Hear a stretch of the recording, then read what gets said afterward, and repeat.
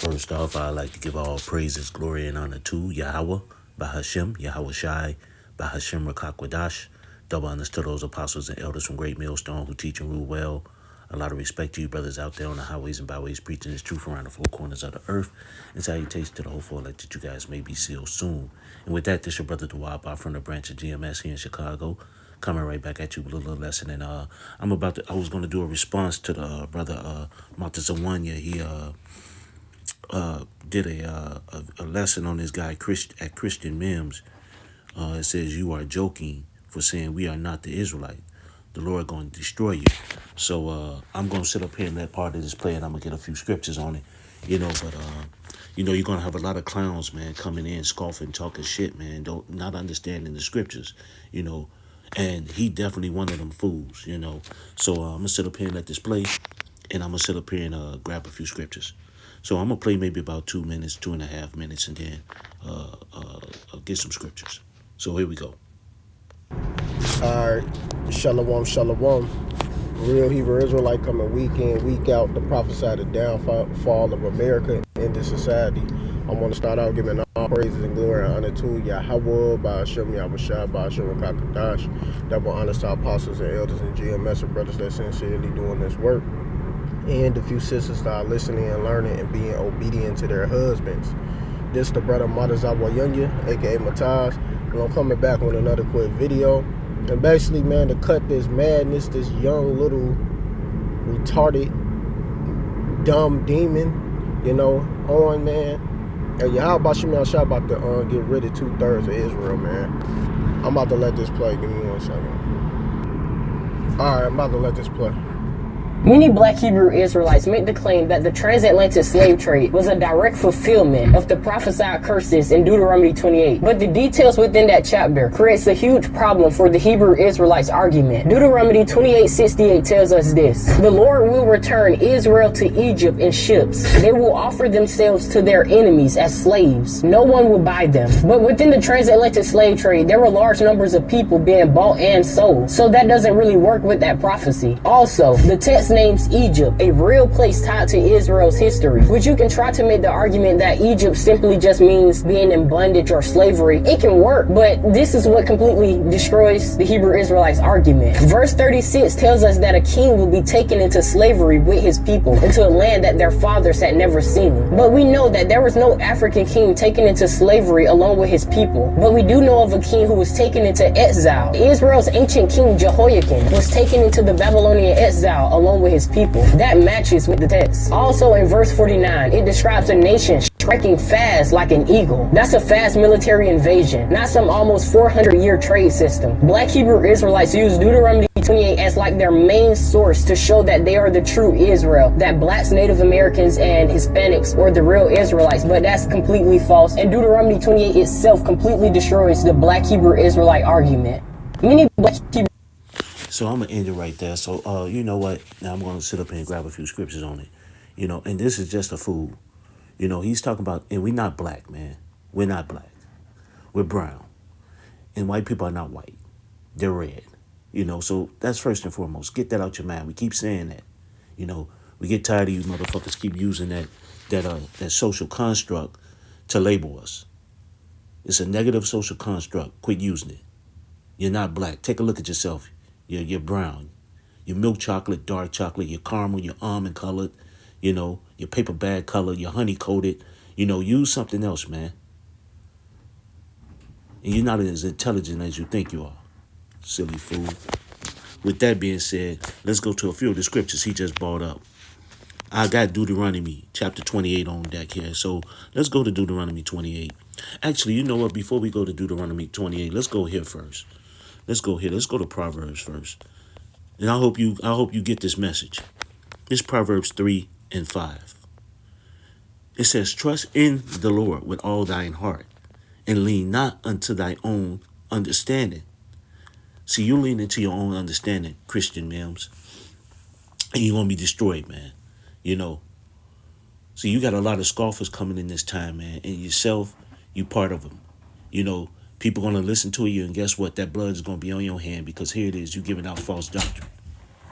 Talking shit.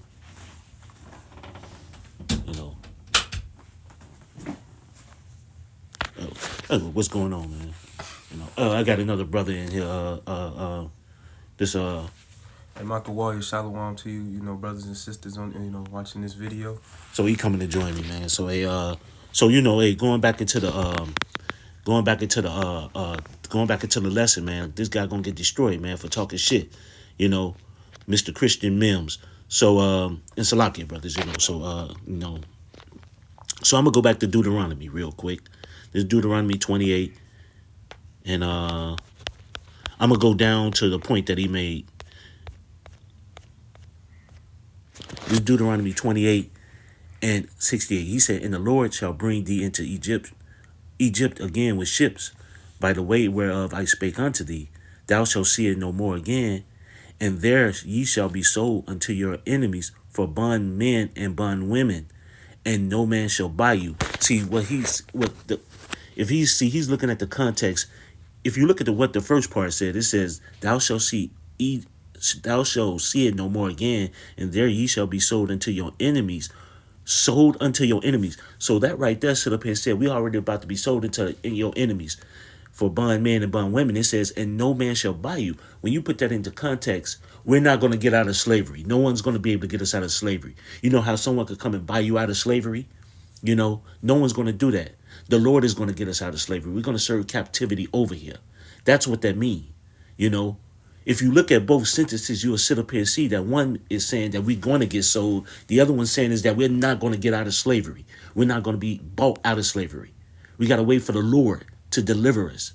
See, therein lies where you lean into your own understanding and you're an idiot, and the Lord going to destroy you. And here's the other. You had something that you want to... I had a precept, that's it. Actually, you mind getting that get Revelations 11 and 8 real quick. This is Revelations 11 and 8, and it reads, and their dead bodies shall lie in the street of the great city, which spiritually is called Sodom and Egypt, where also our Lord was crucified. And that's in up and letting you know that we're not gonna be physically in Egypt. No, here it is. Our captivity is over here in America, aka Babylon the Great, which is spiritually called Egypt, Sodom and Egypt. We bring this out quite often. The reason why it's called spiritually Sodom and Egypt, because when you look at Egypt, we had served hardcore bondage. Oh, yeah, go ahead. It's Exodus 20 and 2. I'm going to start at 1. And the Most High spake all these things, saying, I am the Lord Yahweh, thy power, which have brought thee out of the land of Egypt, out of the house of bondage. There you go. Go ahead. And that's what Egypt is, house of bondage, man. We not over at Egypt again. And it says spiritually, Sodom and Egypt. So it shows it showed though for two reasons, meaning the sodomy, which the homosexuality and the sexual immorality that's in this place right now, and also the hardcore slavery we had to endure. So what place has that? The only place that has that is America, man. America, and it's a combination of both, and it's the worst of that It's the worst of both of them. See, we in a place where we getting is way worse than any of the captivities that we were in back then. So whatever this fool Christian Mim talking about is some garbage. Now I'm gonna go up to Deuteronomy 28 and 36 because he read that too. He doesn't understand. First and foremost, he don't understand reincarnation.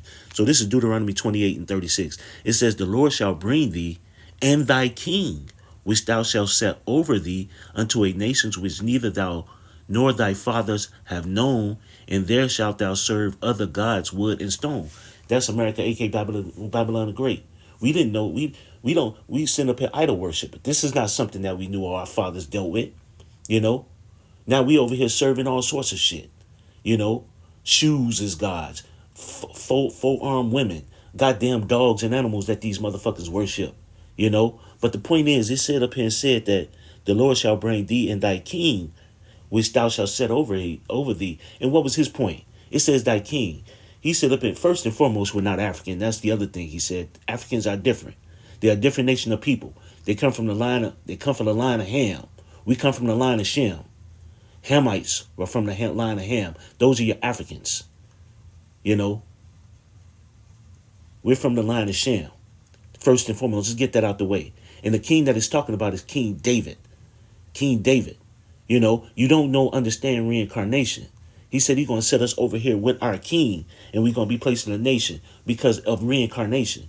So King David is over here. Now, we believe he's in the spirit world right now, you know, but still, it was over here serving. And what goes into that? Actually, my fault. Salakia. Hosea chapter 3. This Hosea chapter 3. It said, and as you see what it says, Israel's return. It says, for the children of Israel shall abide many days without a king, and without a prince, and without a sacrifice, and without an image, and without an ephod, and without a teraphim. Afterwards shall the children of Israel return and seek the Lord their power, and David their king, and shall fear the Lord and his goodness in the latter days. And these are the latter days. We're searching for David our king.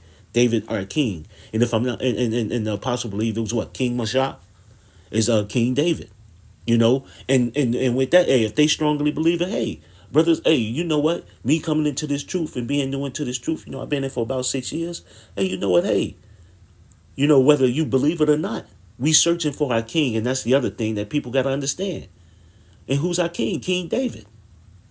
You know, so when it says in Deuteronomy 28:36 that we would go be in bondage with thy king, that's King David. Because King David, you got to understand reincarnation. You know, and here, and what's a good point to prove some of the reincarnation? We'll go to and Salakia, you know, I'm all over the place. Matthew 1:1. It says the book of generations of Yahushua HaMashiach, the son of David, the son of Abraham. So what does that mean? His lineage. He was the son of David, which he was King Solomon, and he was the son of Abraham. He was Isaac. And if you want to know the thing about both of them, it's both symbolic. Because when you look at King Solomon, he was the wisest man on the planet. He was truly knowledgeable in all wisdom. And if you look at the son of Abraham, which is Isaac, Isaac was supposed to sacrifice him. He didn't get sacrificed at this time. The sacrifice wasn't supposed to be at that time. That's the symbolism when you look at Yahushua. You know, he's the wisest, and he was supposed to be sacrificed. You know, so but with that, man, this dude has no idea what he's talking about. He's a clown, and the Lord going to destroy him. He's speaking a lot of things that he don't understand. And here's the other thing: we the Israelites do not know who they are. We didn't know who we were. You might get that Jeremiah 17:4. Con, it's Jeremiah 17:4. And it reads,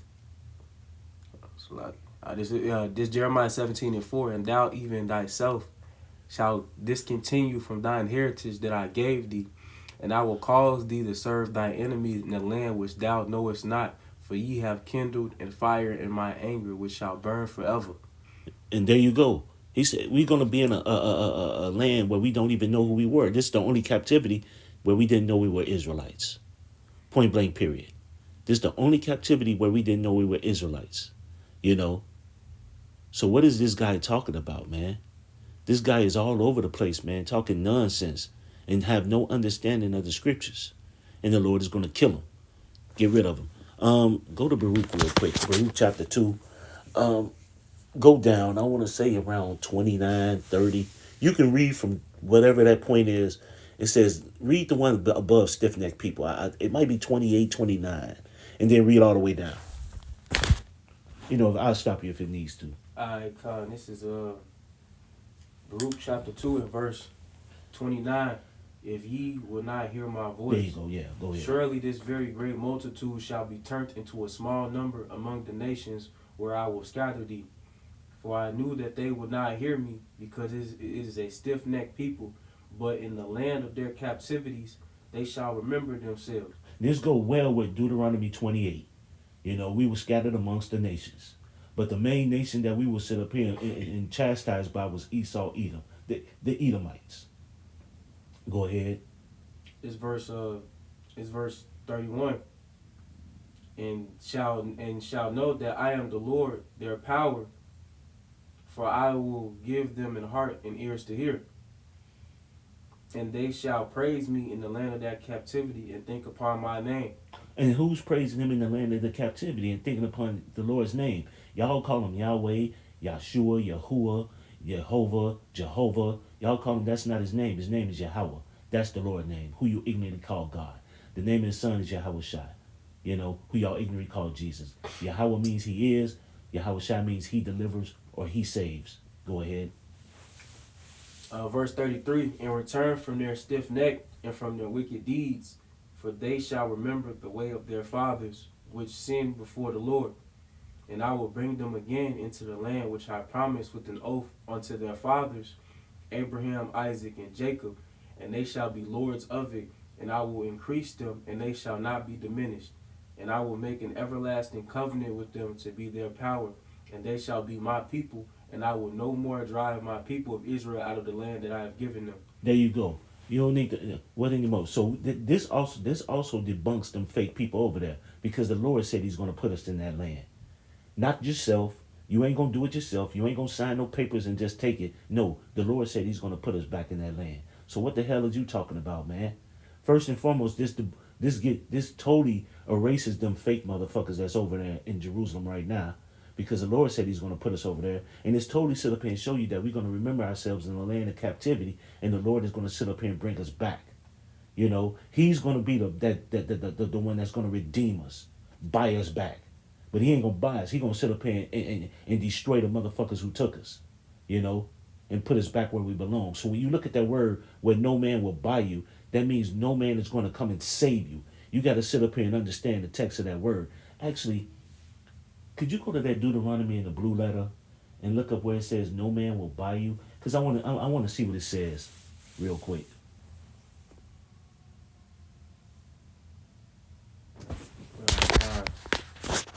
Let me see. It's no man shall buy you. Yeah. It's this the word kana, and it reads to get, acquire, create, possess. There you go. So when you said acquire, it says possess. So when it sit up here and says no man will acquire you, so it's not buying. It says that no one will acquire you. So we're gonna be sold into slavery, and no one's gonna sit up here and get us up out of it.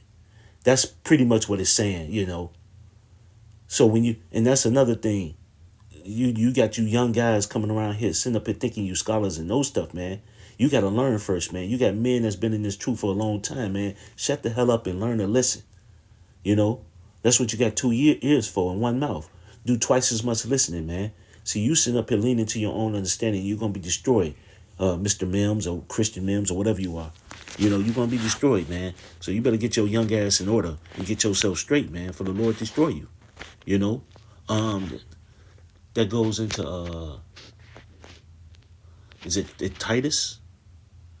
Hey, get Titus real quick. I think 10.